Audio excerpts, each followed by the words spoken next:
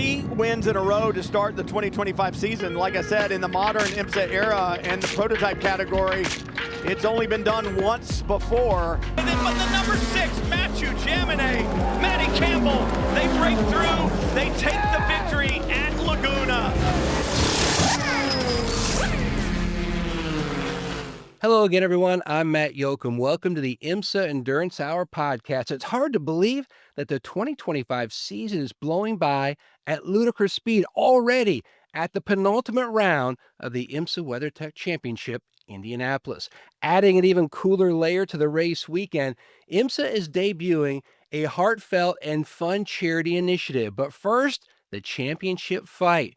When you look at the past history of Porsche Penske on the bricks, no better person to have in studio to give a little preview about that and the championship battle than Jonathan Diuguid, president of Team Penske, NC State alum. I'm Florida State, but we're ACC, so in a way we're brothers.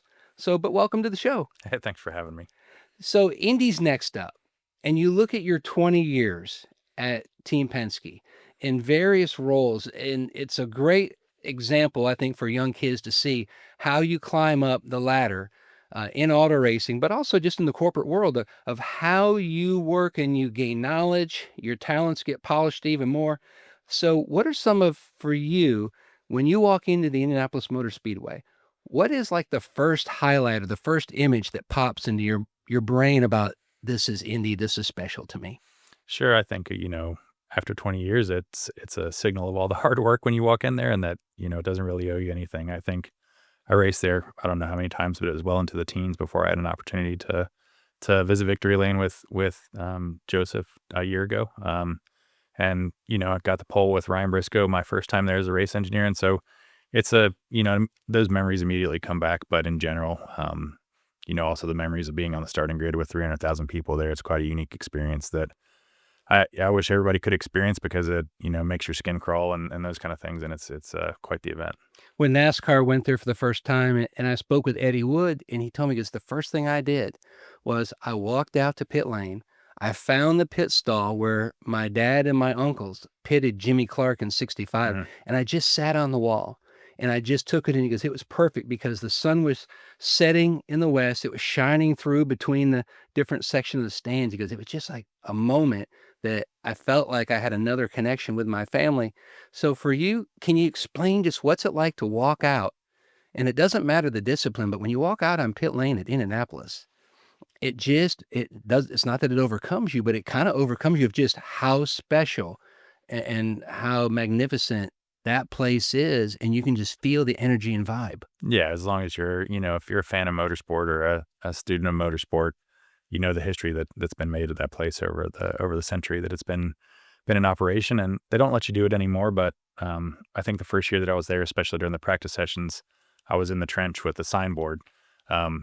Safety's come a long way, and they don't let people go out there anymore. But I can tell you, the first time that cars came by 2 or 3 wide, I ducked because, seeing 2 cars come by that kind of speed, it's pretty intimidating. And that's like some of the great images you'll see through all the different decades of those guys holding the signboards out and, however many laps ago, how far ahead they are of second place or whatever, and just something else that's unique to that place. What's it like walking underneath the sign that says Gasoline Alley? I mean, Gasoline Alley, it holds a different tune now. Obviously, we fill the cars on pit lane and those kind of things, but, that's where you're basically going into the Coliseum or the arena to show your craft or show the speed that your car has. And so it's kind of stepping over onto the field or stepping off the sideline. And after that, it's all about the pure competition. And so it's a very clear delineation between the garage and the track, which at some circuits we don't have, but in Indy you do there. When you look at 2025 and there was a leadership change at Sure. Team Penske and you were promoted to president, how has that changed your daily routines, your daily time management? I mean, in the short term, it's increased the demands on my time, but in general, I view it as an opportunity. And I've worked at Penske for 20 years, and Roger and Tim and many other people just gave me opportunities and kind of took each one of those as they came and wasn't really looking for the next step. Just doing the best job I could because in the end, I do love motorsport, and it's been over half my life now, and so I just view it as another opportunity, and realistically, it's also a dream come true. Being able to lead the the group at Team Penske for an iconic team that's been operating for over 60 years. It's a chance of a lifetime. So I'm putting my best foot forward and trying to get back to victory lane. What's your favorite memory of meeting Roger Penske for the first time? First time, I think, I joined on the RS Spider program straight out of school, and the team was still in Reading, Pennsylvania at that time. And, Roger came to the shop every now and again, but it wasn't a frequent occurrence, and he would most time link it up with Penske truck leasing visits and things like that. And so it was the day before, and I remember Clive Howell, the team manager, was, he had his office on the side of the wall, and I was walking through the shop. I was 21 years old, walking at a 21-year-old pace, and I heard a voice kind of yell out of the background, "Hey, what are you doing?" "Oh, I'm going over here to do this." He's like, "Why are you walking so slow?" And, it wasn't my first job. I had jobs when I was a teenager and stuff like that, but it was my first job, and I didn't know how to respond, and I said, I'm not sure. And he goes, "Well, walk faster, and we need to get this place cleaned up. Roger's coming tomorrow." And so I think, he comes into the room. He obviously demands a lot from the team, but he sets a level of expectation that everybody rises to, and I think that happens both in the race shop and on the racetrack too as well. You look at your time involved in the organization, and it's like a postgraduate school for auto racing. What have you learned the most just with the whole Penske, vibe, the format, how they do things, the Penske way, so to speak? Sure. I think the biggest thing is, a lot of times auto racing is viewed by a singular car and a singular driver that's on the racetrack. The biggest thing that I've been exposed to is it takes an army to get those cars and that driver on the racetrack and be able to compete at the level. So really being open and anybody from the truck driver or the person that wrapping the car or the technician putting the car together or the engineers that try to find speed or ultimately the driver that executes on track. It's just really listening to everybody because each one of those people is the expert of what they're working on. And that's really what Penske and Team Penske is about, is trying to assemble people that, feel like they're the expert or have the drive to be the expert in that field. And together we can do special things. And, whether that's winning the Indy 500 or Daytona 24 hours or the championships that the team has won over the year, I think that's the biggest thing, is being able to work with like-minded people and driven people, because in the end, motorsport is fun, but it's also hard. And so, trying to have a group of people that are excited to come to the racetrack every day, excited to come to work and working together to achieve the goal. Fans talk about how cool it is to go in and be up on the second level and looking down at all the team members working on cars. And I've been on the floor, several times, and it's just cool to see that, usually you might have this type of discipline in another building. This could be in a different state, you name it, much like how they ran the IndyCar program and the NASCAR program for years, but to have it all under one roof and to look over and you see all the transporters, including the Blue Hilton lined up over there. Yep. It is just something that is so rare, and it just adds to the cool factor of the organization. Yeah, the consolidation of bringing all the race teams into one building there. I think it's, 440,000 square feet. So it's a huge square basically, but a lot happens in that building. And I think on the fan walk that you're talking about is you can see not just the NASCAR team, but you can also see the history. I think there's the 1970s F1 car that's there, some old Indy cars. RS Spider was there just last week, and a couple 963. So we try to have a good coverage of what Team Penske competes in, to where the fans can see it, and it can also show some of the history too as well. And everything is always Penske clean, which adds even more to the really neat factor. When you look at the team, because it's the team, it's the Cup program, the IndyCar program, the IMSA and WET programs. When somebody wins, it doesn't matter what area. Everybody gets together, and you have the Penske toast or the Penske lunch now, as some are calling it. And that's just another way to have everybody, where it's one team and just a ton of team members. Yeah, absolutely. And I think that's important, right? Because the team has won a lot, and the expectation is to win every single weekend, but you also can't become complacent. And when you do win, you need to celebrate, because it's kind of the culmination of all the hard work that everybody's put in is generated this win. So it's important to take a step back and say, yeah, we won, or hey, we need to go have a team lunch or a team dinner, or take the team out for some drinks and celebrate. Because I think, either the repetition of the NASCAR season or the intensity of the IndyCar season or the duration of the IMSA season, you can get in the motions and say like, okay, yeah, we won. Now we need to move on to winning the next race or winning the next championship. But it's important to take some time and take in the victories and the successes, not just for the traveling crew, but also the army of people that are working back at the shop supporting that too as well. And I think having it all in one building, you see that when you bring the 400 plus people together in one place and you're standing in front of them, talking to them about the race weekend and seeing the engagement. Again, going back to what we talked about earlier, that's what makes it worth it is seeing, the team succeed together. And it reminds me of like in the 70s when, we would get the Indianapolis 500 mugs and it'd have the list of all the winners. And then Mr. Penske started doing special cocktail glasses with the logo and some special wins and everything else. And now you get a decal, you put it on your glass, and then at the end, you get something really cool that is all etched in and engraved in the glass of the entire season from Team Penske. And that, I think, really solidifies the culture of the road guys and gals and the shop guys and gals.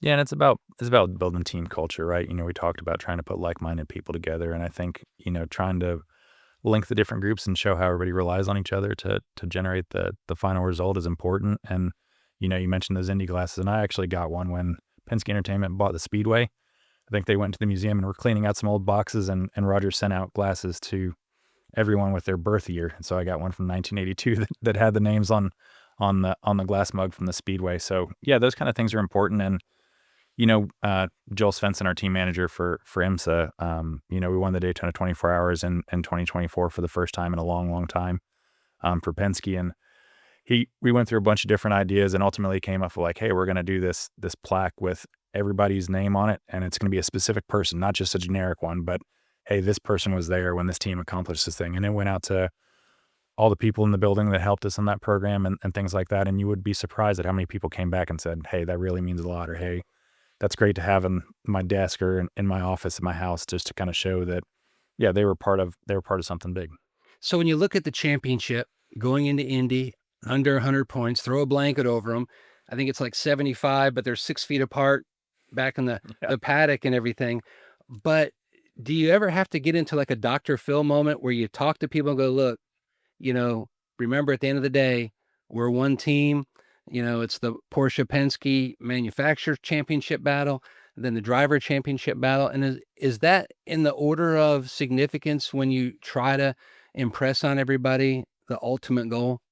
Yeah, I think it's part of it. We try not to constrain it too much, right? Obviously, we're a manufacturer supported program. Our goal is to put Porsche in victory lane and capture championships for Porsche. But the way we view it is it starts with the drivers. They're basically racehorses. And if you try to slow them down, then you're not going to get the results you want. So it's really imprinting on them of like, hey, this is important, but you're obviously here to do a job. Same thing for the mechanics on pit road doing the pit stops or the person on the radio is you really can't change the processes too much because they've been successful in the past. And you just kind of trust that everybody's going to make the right decision. And ultimately, if we don't make the right decision and we don't win or fail together, we're going to talk about it. And I think everybody understands that. So it's more about setting up the team for success and the rest will figure out if it goes wrong. But I think in general, we put 2 fast cars on the racetrack and they both have equal opportunity to win. If we're running 1-2 with 15 minutes to go, there might be a call over the radio that says just stay where you are. But in general, we want them pushing as hard as they can for the whole race. You just let the thoroughbreds go.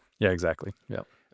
So if you go back 2 years ago, you had a chance to win the championship and Nick was taken out by a GT car. Last year, the 7 with Nasser and Cameron won the championship. So what did you and your team learn, or what do you try to express to them when you have your group meetings? Having been through a championship fight in 23, and not that you haven't been in them and been a part of championship winning moments through your career, but looking at, today in this age, what do you try to put into the back of their mind, having learned what could happen in 23 versus what happened in 24? Yeah, I think, we have the off-season debriefs and we look at it, and our approach there was basically to start with what we can control. And in 2023, what we can control was our reliability wasn't where it needs to be. The performance started coming at the end of the season when we started to understand the cars, and I would say that's the main takeaway from the LMDH platform is the cars are extremely complicated, from electronics to suspension systems to understanding the tires. They're extremely complicated, so that in itself is a massive challenge. But just making the cars reliable to be able to compete at the level they need to compete at for 24 hours or 2.5 hours is a massive undertaking. And I think that was our main takeaway, is first start with what we can control, because we were in position to win races. We were in position to get poles. We just, kept having reliability issues or one issue, and the drivers were pushing harder and made mistakes. And so started there and didn't honestly change much as far as, setup or approach to the race weekends or even the driver lineups. And, the success that we had in 2024 kind of validated the analysis that we did in the off season. And that's carried over into 2025 too as well. So when you look at the driver lineup, and I go back to when you had Mathieu Jaminet and his brother from another mother, Maddie Campbell. Yeah. I mean, they were just instant brotherhood when they were running in the GTD platform. And then when you were doing the Porsche Penske program, you split them up. And I was like, why would you split up the brothers? Because they just had such chemistry. And I understood why when, you explained it to me. But you look at the driver, lineup shifts in a way, kind of like hockey. You've got a crowd over WEC running in WEC, and then you'll shift some back over here. And then like at the end of last year, we had Dane Cameron on the show, and he has gone back and forth, and then he's moved on to another group. Why do you think, I mean, because many people would say after winning the championship, why would you not try to go 2 for 2 with that bunch? But there's a lot of other factors in play. Yeah, and I think, Porsche plays a part of it when we're making these decisions. And I think it wasn't just in the IMSA team, it was in the WC team also, where we, Andre Lauder left the program and we brought some other people on with Julian Andlauer to take his position. But in general, I think the biggest thing in motorsports is whether it's on the car development side or the performance side, you have to look at everything and you have to understand, hey, where do we need to improve or where can we make a change for the better? And I think there were some opportunities to consolidate the driver lineup, which probably was the biggest driver on it. And that came from the fact that in the IMSA schedule and the WC schedule, the time between races can be long. And we had limited testing and things like that. So we took the opportunity to go from a 10-driver lineup to an 8-driver lineup, basically to have the same guys in the car more frequently, and also to have them interacting with the WC engineering group and then also the IMSA engineering group and try to bring our overall level of communication up through the drivers because they're pushing quite a lot. Whether it's, hey, I was in Imola and the car was driving like this and I came to Long Beach and it's totally different or the software is acting differently. So they're kind of our yardstick to be able to say, hey, where are the two different programs? Even though the two different programs are fully integrated from an engineering capacity and the information flow is open, ultimately the person feeling what the car is doing is the driver. And so, Dane and Andre did an amazing job. Both of them won championships that year. In 2024, I think, is probably my strongest year in racing as far as wins and championships. And so, it was a very difficult decision for both of them. And I still remain friends with Dane. We were talking about before we started the show that, our sons were playing together and Road America at the pool at the hotel and stuff like that. So we still talk and it's no hard feelings, but ultimately the decision had to be made and the performance was the main driver at the end for the group. You can poll anybody within the team, 6, 7, and they'll give you a different, what their most special moment so far has been, whether it's Laguna win, whether it's a Rolex win, whether it's a championship. So for you, and looking at all this group has accomplished since the GTP format has come out, what is your favorite moment? Yeah, I mean, that's an easy one. It was honestly the victory in Daytona and at the 24 hours, not just for, the race itself, but like we talked, 2022 was extremely tough as far as the development of the car. 2023, despite all the accolades and the Porsche is going to be the best car, we missed the mark and we didn't win championships and didn't win races. So to be able to win that race, specifically with Dane, I've worked with him for probably 8 years and he's been trying to win that race forever. And I hadn't had the opportunity to as well. So to be able to do that together with him and then also with the team, because, it was a big struggle and, you start to question, was it the right approach to have a global program with people spread all over the place? Are we trying to do too much? Do we need to focus on, certain things and to have that kind of validation? And that's probably the biggest thing in motor racing is you do get a yes or a no or a 1 or a 0 validation. You either won or you didn't. It's not a participation trophy or, hey, we did a good job and finished 4th. It's, you either won the race or you didn't. So to be able to do that and that was kind of the kicking off point for the rest of the 2024 season. And honestly, the program so far is, hey, we could do it. Hey, we could win Daytona and we're still missing Le Mans, which is a big one, but it showed the endurance endurance, pace, and performance of the car, which is what these prototypes are built for. So I almost feel like I could have a show on HGTV because every year somebody unveils and debuts a new massive condominium, also known as a pit box. Yeah. And you guys, came out of the box with an incredible setup. And, the captain, Roger Penske, he's got his perch. Yep. Who came up with that idea? And it's just so cool to look up from pit lane and see the captain up there, checking everything out. He's got his ideas so tuned in, locked into the race. Yeah, he's fully integrated and fully engaged in everything. And the timing stands we had before were actually my first engineering project back in 2005. So they had some years on them. They had a little bit of age. They weren't vintage at that point because we had modified them a couple times throughout the years. But we needed to kind of react to the support that these cars need to operate at the level they need to operate at. We had people situated in the truck. We had people situated in the bottom of the timing stand, the back of it. And the goal was just to really get everybody in one location so they could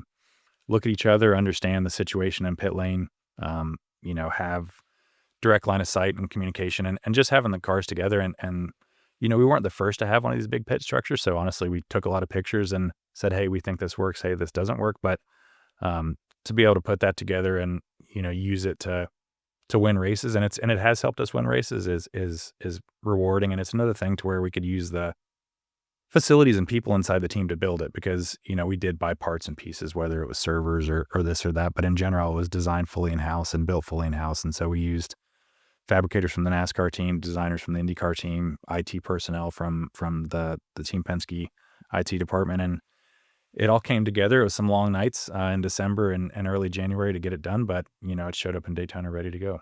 Did it amaze you? You're like, I cannot believe the amount of wiring, cable, monitors that we've got in this setup, and that you can, max it out or adjust it, due to, the surroundings on pit lane, because not every pit lane is the same measurements. Yeah, they're not all flat. I can tell you at Laguna Seca, it had several steps in it. And, in Detroit, they were split apart and things like that. So it had to be pretty versatile. But, the amount of server and computing power that's inside those things is pretty impressive, especially when I look back 20 years ago. And the first timing stand I built, it was built to have a printer and one desktop computer in it. And now we've got 3 server racks and intercom hardware and all kinds of stuff that lives in there. And so just to see what's necessary to compete at the level that we're all competing at now, it's quite impressive. And the infrastructure behind the pit wall is important also.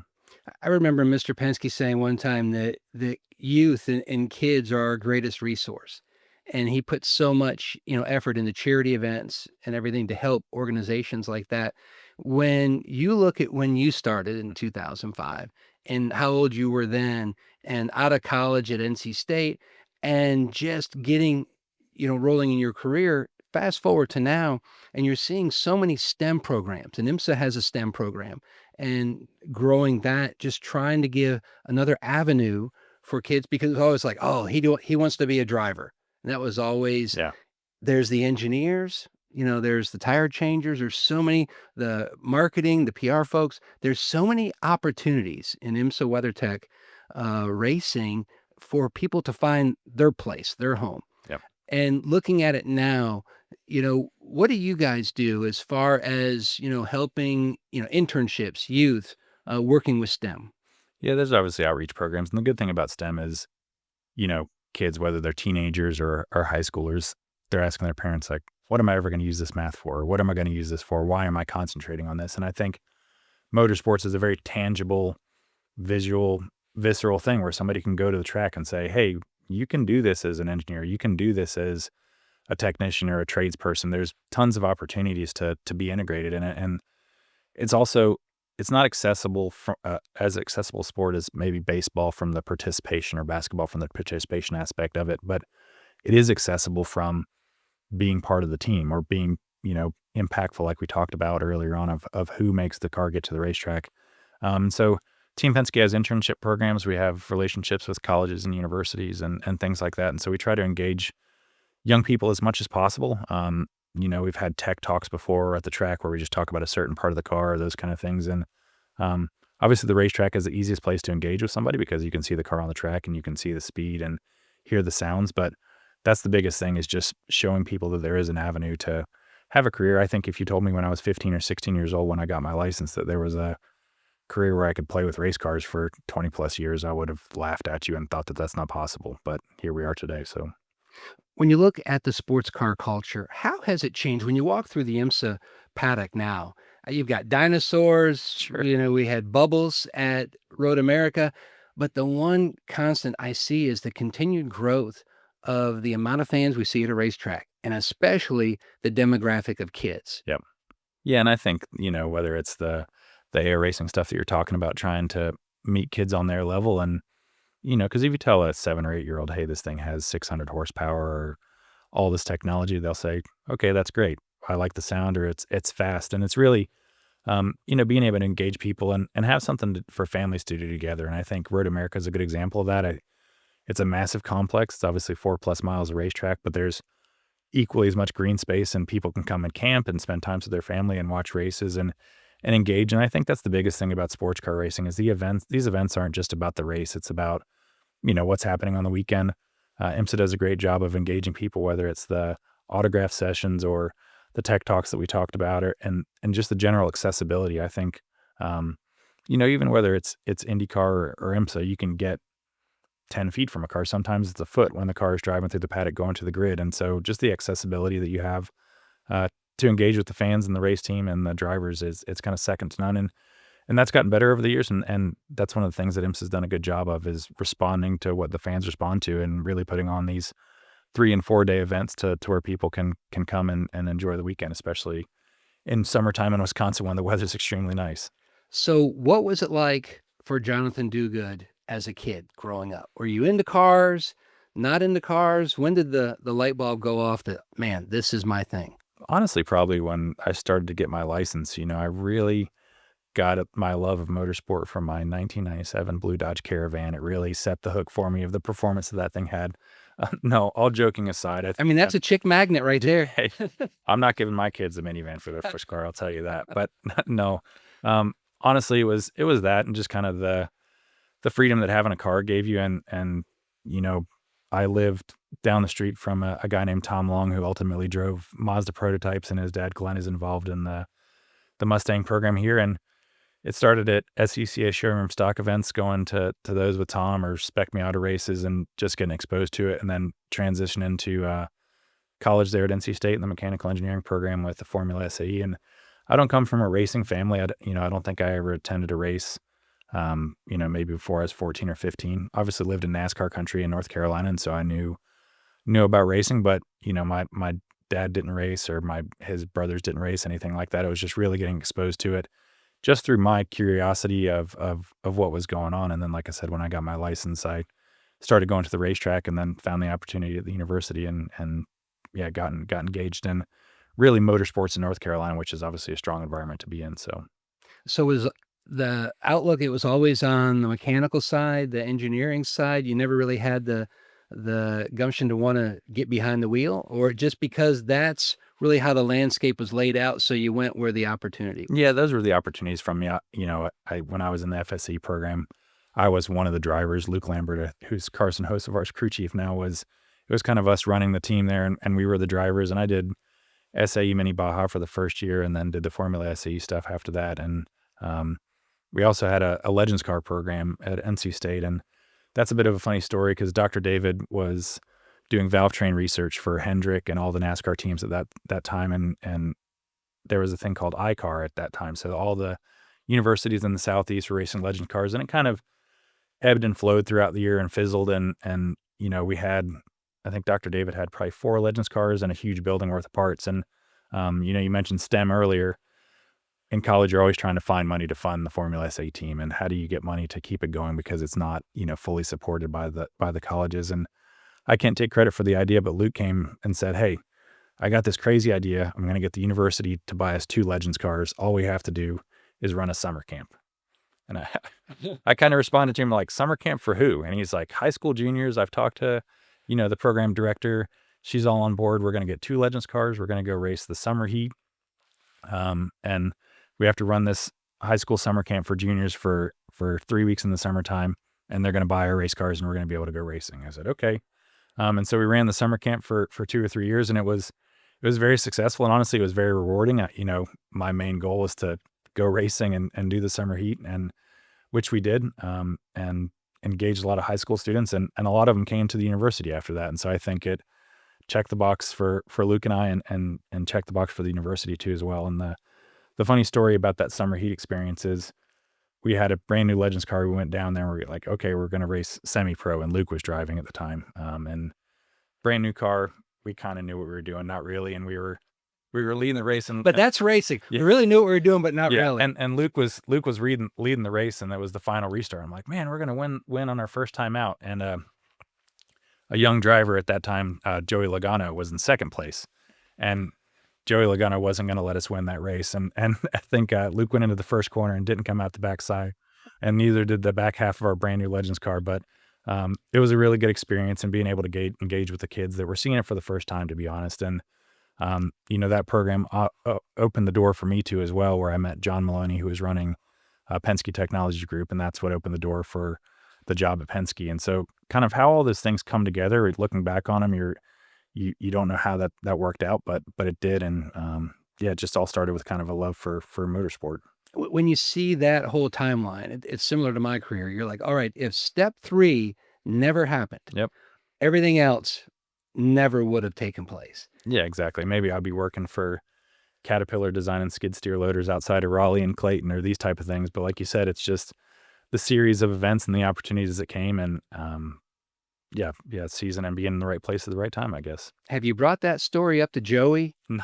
And said, hey, by the way, we could use a little bit of extra money. You've got some cash with all your championships. We had to spend to try to fix it. No, I doubt he would remember, because he's obviously moved on to bigger and better things. Now, see, I'm the media, so I'm certainly gonna reach out to him and talk to him about it. Yeah, no, it was a good time, and ultimately we got the car fixed and came back and had some good times there, and there's a lot of different people that were involved in the summer heat at that time in history, and whether it was Stephen Wallace or a bunch of other people that were different characters, it was a really enjoyable experience, and I wouldn't change it. I remember Larry McReynolds, I was helping him out, and he was at a cup test, and says, it's all set up. Linda will drive the trailer out there. All you got to do is just pressure the tires and run them through the 2 practice sessions. No problem. I mean, because I used to do tires at IROC, so yep. Easy peasy. He goes out and runs, and he comes in, and I have never been yelled at by an 8-year-old. What have you done to my race car? You have ruined it. And just going off. I'm like, just calm down. We'll figure it out. And then Larry calls me, Matt, how'd it go? I said, Larry, bad. I'm Dr. Phil right now. I'm trying to talk him down. And so he goes, oh my God. He goes, I forgot to put the gear back in it because we tested at Little Concord. Tell him it's all fixed. Just tell him go play with Logano for a while or something. Yeah. And because that's what they would do. They would all go and play while the parents got everything ready for the next round. And, but that's a great atmosphere. Yeah. Especially college kids mm-hmm. trying to learn, and you're learning so much. It's like drinking from a fire hose when you get into a situation like that. Yep, absolutely. Because, you're either a college kid or somebody from someplace in North Carolina or South Carolina trying to figure it out, racing against people that have done this for years and those kind of things. And so it's a humbling experience, but also a rewarding one too as well. So when you're at NC State, you're on campus, you're going through the engineering program.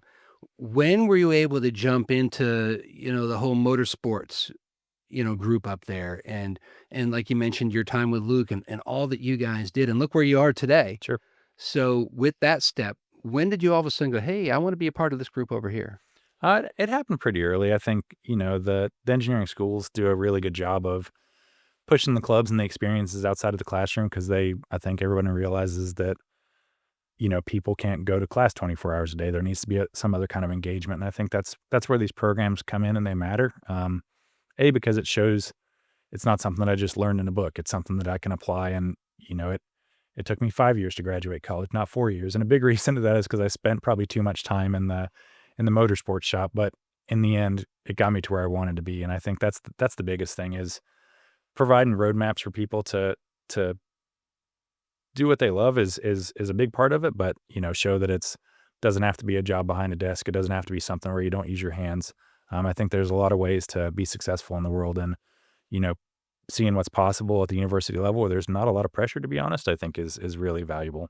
If you look at, you're kind of like the three amigos. If you look, you already mentioned Joel. Mhm. You look at Travis Law, you look at your background, and all three, and that's what makes racing great. Everybody has a story. Yep. And you all three came from completely different roadmaps. Yep. And you look at how it converged and what magic it's provided in the sports car world.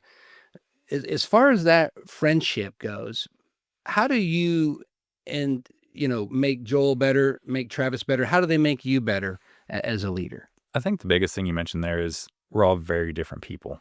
We come from very different backgrounds, and I think in the end, it's all built on a very strong foundation of trust. A lot of times we'll have very in-depth conversations. We don't agree all the time, but ultimately I trust the decisions that Travis makes and I trust the decisions that Joel makes. And I think that's what makes us good is we bring different approaches, but we also have quite an open discussion. And I think if you viewed our interaction from the outside, you would be like, hey man, those guys are really angry at each other, or they are having a serious argument. But in the end, it's not. We're both very passionate about what we do, and have been successful in different ways. And I think that's what works is we rarely leave a stone unturned, and we rarely miss something between the three of us just because we're all looking at it in different ways.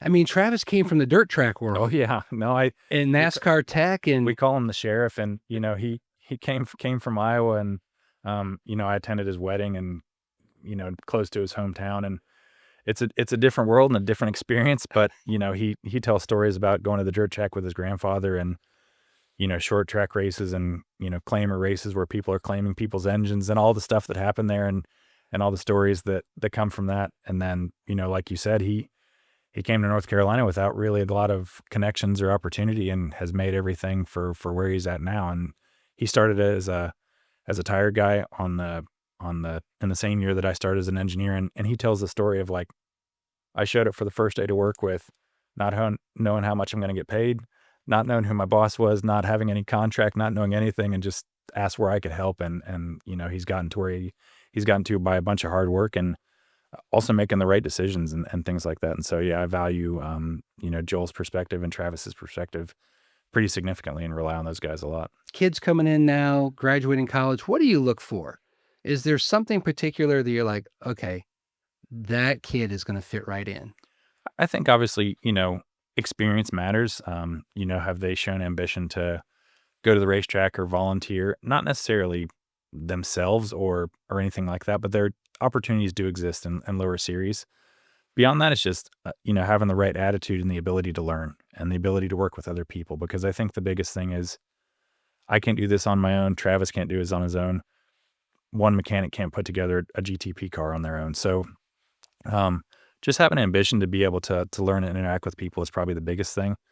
There needs to be a base level of knowledge and a base level of comprehension and competency. But in general, effort doesn't cost anything, and that goes a long way. And I think, in motorsport, effort can open a lot of doors, and ultimately you need to make the right decision to be successful and win. But as far as getting your foot in the door, going to a Porsche Cup team or a Michelin Pilot Challenge team or Spec Miata or some of these short track things you talked about, and just being present at the racetrack, it helps a lot when you come and have an interview and we're like, okay, tell us about what suspensions you've worked on, or tell us about, have you changed a spring, or have you, done these things, and being able to answer those questions. The rest we can teach you. But you have to have the effort and the ambition to be there. So this is where the strategist would say, okay, 2 to go. And for my European friends, I have found that I need to make a movie list for them, because so many movies I bring up, they've never watched. Yep. But one of my favorites is Groundhog Day. And I love the Bill Murray movie where he just keeps reliving the same day over. So if you could pick one of your days in your racing career, is there one that you would love to live again and experience it again like the first time, because it was such a great day, or it was meant, the world to you? I wouldn't say I would want to relive it because it was a great day. But one of the teachable moments, I'll call it, in motorsport, and they can happen with massive consequences. They can happen with small consequences. But the one I'll stick to for my teachable moment is at the Speedway. It can teach you a lot of things, good and bad. But it was in the Aero Kit era, where Chevy and Honda had their own body kits, and we were doing qualifying simulations for qualifying day with Elio. And we were running out of time at the end of the day, and Travis was actually the chief mechanic on the car. And at that time of the program, I was responsible for the aerodynamic testing. So I'd run all the scale 1 tunnel testing, all the full scale testing. I'd generated all the aero data. So I had an extremely high level of confidence that the numbers were all correct. And we were running out of time at the end of the day. And we put the qualifying pods in the car, and it was like, hey, we got 30 minutes to run. Do we need to do a balance check? No, we don't need to do a balance check. I'm confident in the aero numbers. And Elio, as he does, went out in 3 and 4. Hey, the car feels good. Flat in turn 1 and 2. The aero balance was wrong, and he flipped and went flying in the air, and the pictures are all over the internet, and it was a bad day. And it's a teachable moment to respect the racetrack, respect the speed, respect the cars, because you think you know, and then you don't. And luckily that day, the only consequence was a smashed up race car, and, Elio was able to jump in, and I think we qualified in the top 10 that weekend and had a good race. But, the biggest thing is don't try to get ahead of yourself.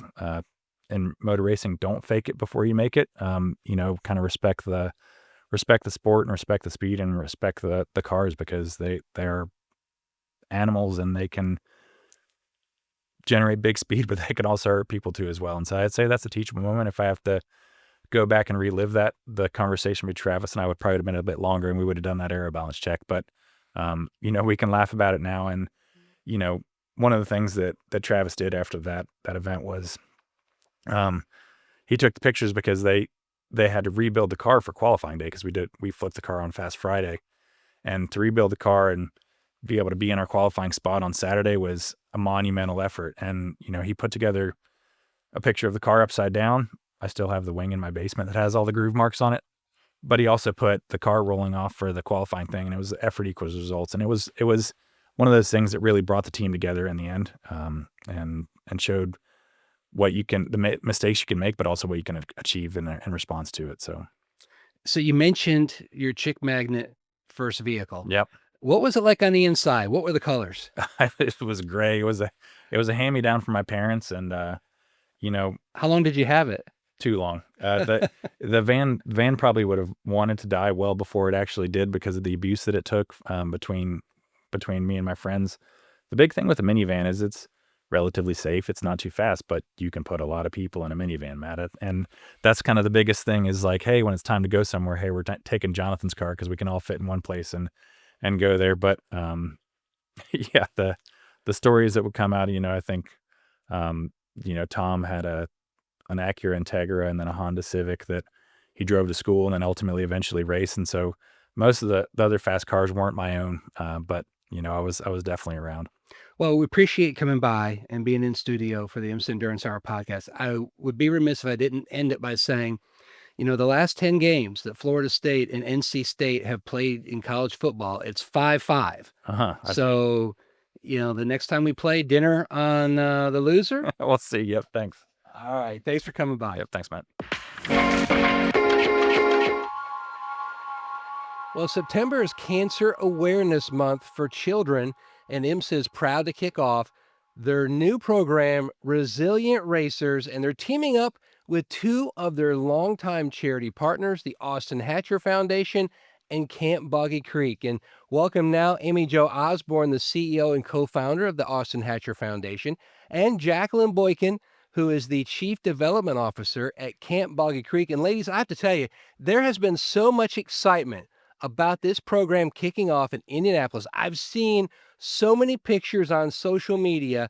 And what's also cool is the fact that it's like IMSA WeatherTech Racing, where 2 great charities are teaming up for such a fantastic cause. And Amy Jo, can you describe some of that excitement within your organization heading to Indy? Absolutely. Well, first, thank you so much for having us and giving us the opportunity to talk about this initiative. This is the first annual. Resilient Racers, it's a program that it's a powerful example of how we can merge the world of motorsports with the mission at the Austin Hatcher Foundation and Camp Boggy Creek to empower families faced with childhood cancer and other serious illnesses.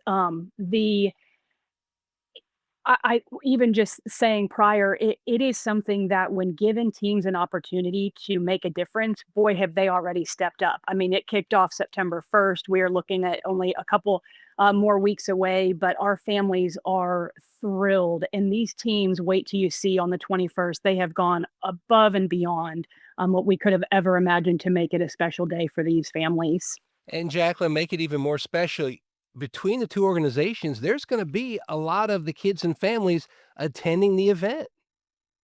And that's very exciting. They are so excited to share their story. And we are all so grateful to IMSA for everything they've done. I mean, this is really amazing. And our families were so excited when they heard about it that they started making reservations and asking, how do we get there? And as much as today, I got a text from a mom saying, okay, I'm trying to share on Instagram with my team and I want to make sure I'm doing it right. I mean, they are just over the top excited about it. And we're so thrilled to be partnering with IMSA and with the Austin Hatcher Foundation to really drive home how important the community is to these kids and everything that they're going through every day. It's really remarkable. We're moved by it. Well, Jacqueline, when you talk about the pictures that I've seen on social media and the cool shots, I can't wait to see the cars and the kids in person.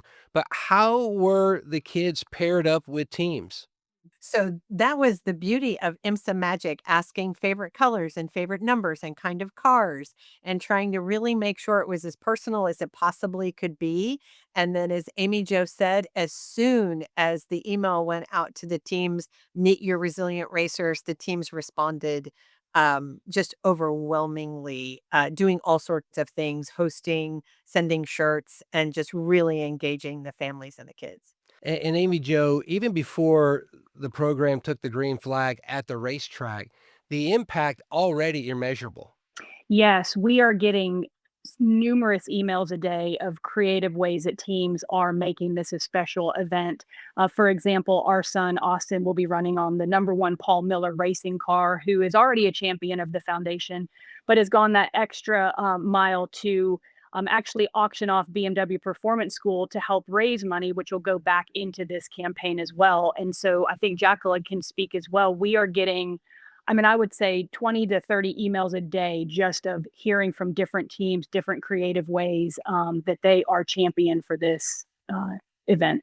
I think it's really important that everybody out there, even if you're looking at the Instagram posts and looking at the Facebook posts, if you are connected to a child who needs us, we are here for you. That's what we do every day, and that's what matters. That's why we're all here. So if there's a child in your life and your family needs support, Austin Hatcher Foundation and Camp Boggy Creek are right here for all of you, whether you're at the track or you're a friend of a friend, or, check out the websites of both the charities and see how we might be able to help and support.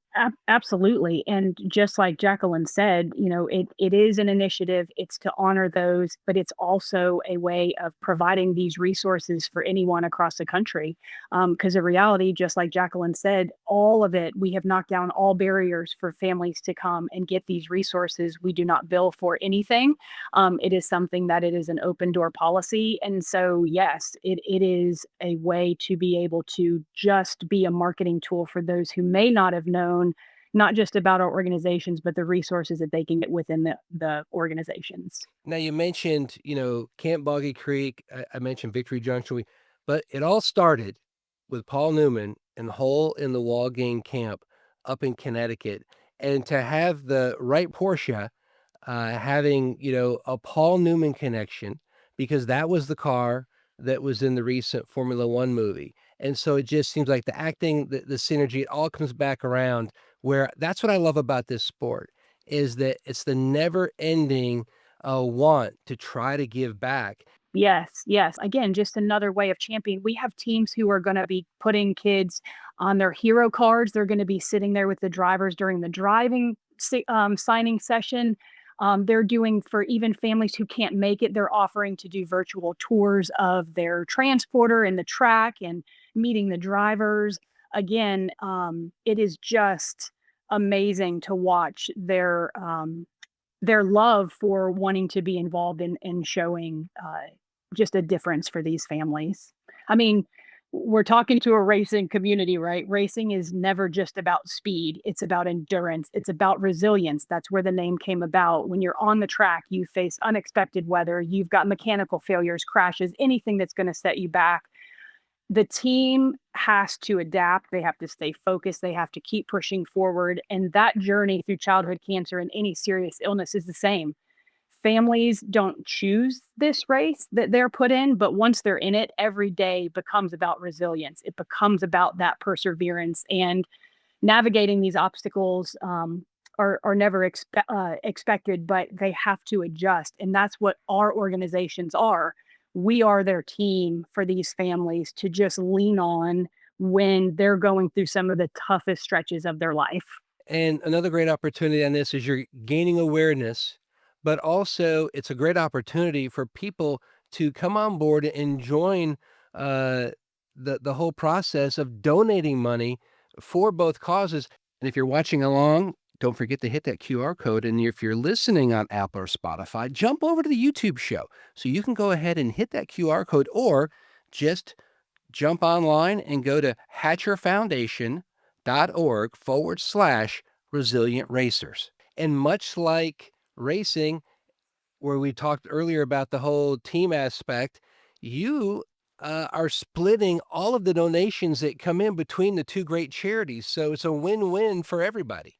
It is, absolutely. And so you can't be in racing without being competitive, right? And so among that, if anyone wants to donate, the teams will be pushing out that when they make a donation, there's a small portion in that donation form that they can put their team. And so at the end, we'll see which team can help raise the most money also. But yes, split 50-50.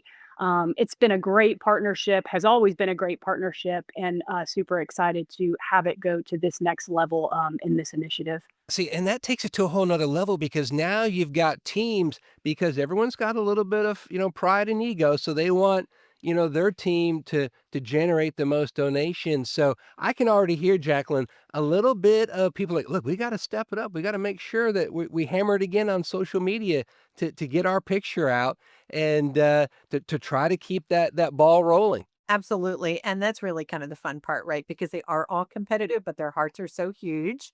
And at the end of the day, all of these beautiful children are the winners. And that's what everybody really wants. So that's the exciting part. And Amy Jo, when IMSA first came to you and to Jacqueline with this idea, what were some of the ideas thrown around, and what it just had to have been so exciting, because it's such a win-win idea. And on top of which, you're going to see smiles on kids' faces. And on top of that, you're going to raise money for such a great cause to help kids battling cancer. So what was it like when they first approached both of you about this great idea? Yeah, I mean, I think Jacqueline and I were obviously super excited. And again, in organizations, we can talk about numbers and how many families we see and how much, impact it makes. But when you all of a sudden tie humanity to it, and you're really putting a child's name on a car that is going to be an additional driver, it takes it to that next level of personnel, of being able to connect real people to real people, right? And so for us, even some of the names on the cars that we will have are those that we've lost to cancer. And so what better way to honor them and be able to bring their families out? Because one of the hardest things for a family that loses a child is the fact that their name might be forgotten. Well, what a great way of honoring them. And, again, our big approach at our organization is holistic care, which that is the whole family. And Jacqueline, it's the same thing with your families. Any diagnosis, whatever happens, that takes you off the trajectory of where you think your life is going to a new one, it affects everyone in that family. So when it was brought to us, it was, yes, let's do it. How do we do this? Let's make this happen. And it's just, it, it, it it's gonna, I only see that it can only even grow and be even bigger and better each year. And I think, Jacqueline, Absolutely. I when agree. when they came to you and you guys started brainstorming, that had to have been such an incredible group to be a part of, because ideas keep flying, and every idea seems like a great one. And you're seeing it in all the social media pictures, and and the stories that I'm seeing written online. So it had to be cool when you're starting to brainstorm and, all right, what about this? What about that? Absolutely. And first of all, I want to once again thank the Austin Hatcher Foundation. They came to the table with all of it, all of the marketing components and really taking the lead because we just didn't have the resources. And we're so grateful because it does take a village to take care of our communities. And then the teams and all of their different creative ideas and ways that they want to get the message out and things they want to do for the kids and wanting to clarify and the beautiful way that they're constantly asking for approval too. Like, is this okay? Coming to Amy Jo and I and going, here's the final of this, new idea we've had. Is this okay? I mean, they're just so respectful. And I think the key to that is that everybody realizes, and Amy Jo kind of touched on this, illnesses, cancer, heart disease, epilepsy, it's a level track. It can impact anybody. And I think for a lot of these drivers and teams, they realize, oh, well, these could be our kids or our neighbors' kids. And so with that comes all the creative flow of, so what can we do? And it's been so much fun. And for folks that are listening and watching, you can go to hatcherfoundation.org/resilient-racers. And that's where you can go to donate, and you can put in the box the team that you want that money to be affiliated to. And so I've been around the sport for a long time, and I've known of the Austin Hatcher Foundation and a little bit of the history. But for some of the new fans, can you explain, Amy Jo, just about the history? And it all started with the tragic loss of your young son, Austin, and you and your husband, Dr. James Osborn, came up with the idea for the foundation. So can you give us a little bit of history on what's taken place? Yeah, absolutely. So, motorsports is in our DNA. It actually all started back in 2002. I was a photographer for Southern Living magazine, and I was assigned to a story on a gentleman who was an orthopedic spine surgeon who raced professionally in the SCCA Speed World Challenge, but also used racing as a marketing tool. And ironically, one of the organizations that he raised money for was a pediatric cancer organization out of Alpharetta, Georgia, that takes families down to the beach for respite. Fast forward, we get married, have our first son, Austin Hatcher. For 4 years prior, we had been hosting families trackside, partnering with Road Atlanta to provide what we call diversionary therapy, which is a day of fun out at the track at no cost to those families. And Hatch came to that event with us. And it wasn't just a couple days after that event that we got home that he was diagnosed with one of the most rare form of brain and spinal tumors. And 11 days after diagnosis, he passed away. And so, as we all know, in the motorsports industry, it is a family. In the last race of that season at Laguna Seca, at the standing start, all the drivers, the crew, SCCA staff, everyone actually at the standing start of that race took a moment of silence and actually pointed to the heavens to just give Hatch a shout out. And we clung to the truth that the Lord's plan is bigger than we ever imagined. And we really wanted to focus on holistic care for that entire family because there's institutes across the country that are working on research and treating these children with cancer. But what our big focus is making sure that everyone can walk through that journey together. And so it's the child with cancer, their siblings, parents, caregivers, but we do it in such a fun, creative way that a lot of times they don't even know they're in therapy. So we actually do car builds and we build race cars and we race them and we're doing woodworking and but also live in that trauma informed care of mental health therapy, educational, social.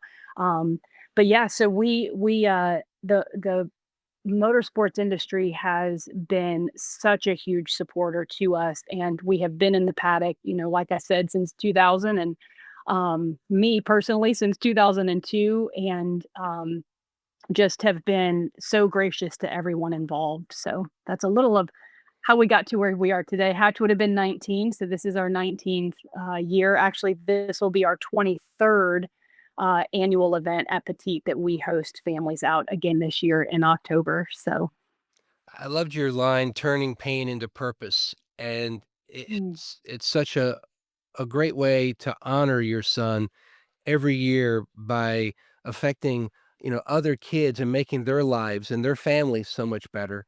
And when you're looking at Camp Boggy Creek, I've actually been there about 25 Mhm. years ago, part of a racing group. Kyle Petty was looking at Camp Boggy Creek for to build a camp in honor of his son Adam, who passed away, because that was his dream.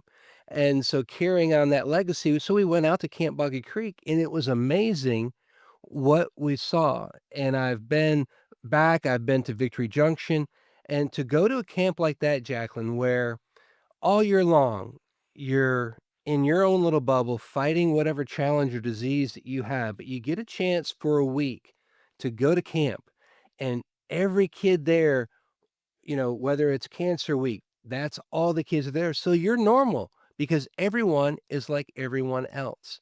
And it's such Mhm. an amazing, magical place. For you working in that type of situation, I mean, it must seem like you hit the Powerball lottery every week because of the happiness that you see on all the campers' faces. Absolutely. So many people who want to come and visit during summer will say, I don't know if I can see the kids, it might upset me.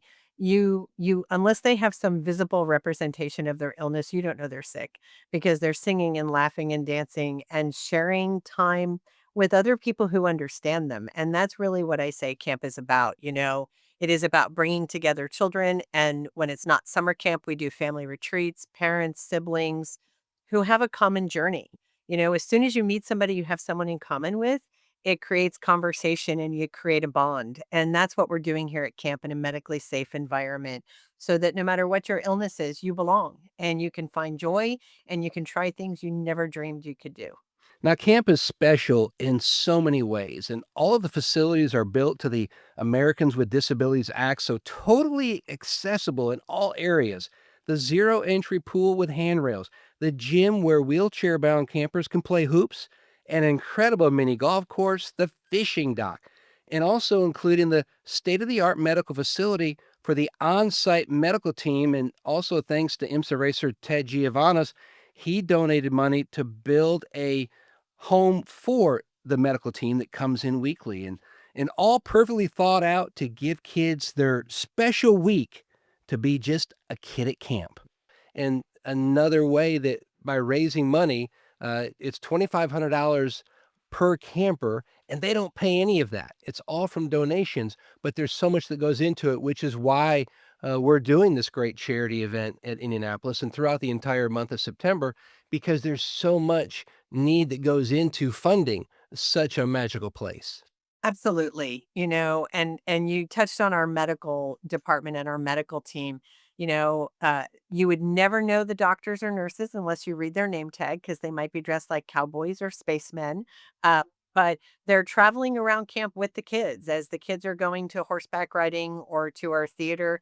And as you said, we say it's 232 acres of hope, but everything is ADA accessible and air conditioned and heated, and it has to be medically safe. But at the end of the day, it's about the fun. But in order to provide it medically safe, to do our work, and for Austin Hatcher to do the beautiful work they're doing for all those families, it's not free for us.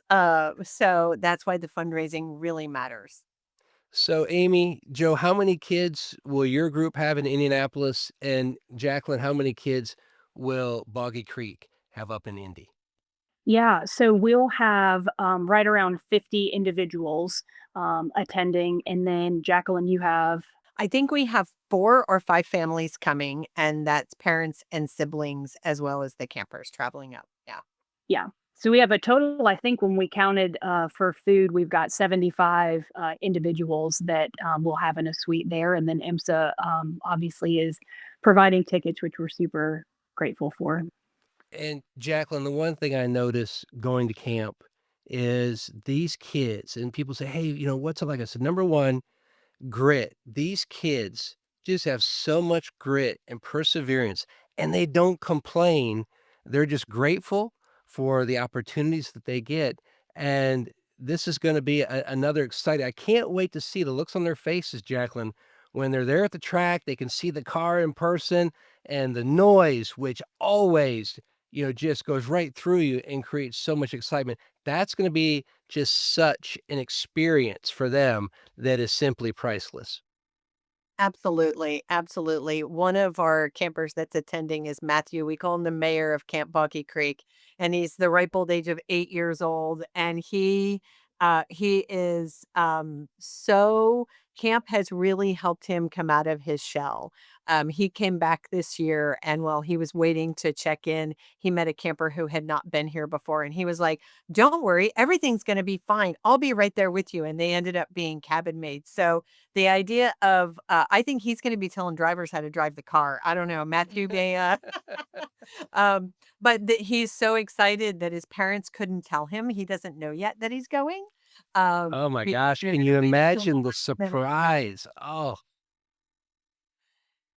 Oh man, the mayor is gonna be all excited. Well, I Well, can't wait to meet him in person. And for folks, if they want to learn more about Camp Boggy Creek, you can go to boggycreek.org, or more for the Austin Hatcher Foundation, go to austinhatcherfoundation.org. Now, remember, donate money. There's also a contest to see which team can raise the most, and that's hatcherfoundation.org/resilient-racers. Or we've got a QR code. You can just go ahead and hit that, make it super easy, and create a lot of future good times down the road. Well, ladies, thank you so much for coming by and giving us a preview of what's going to be a fantastic weekend, no matter what even happens on the track.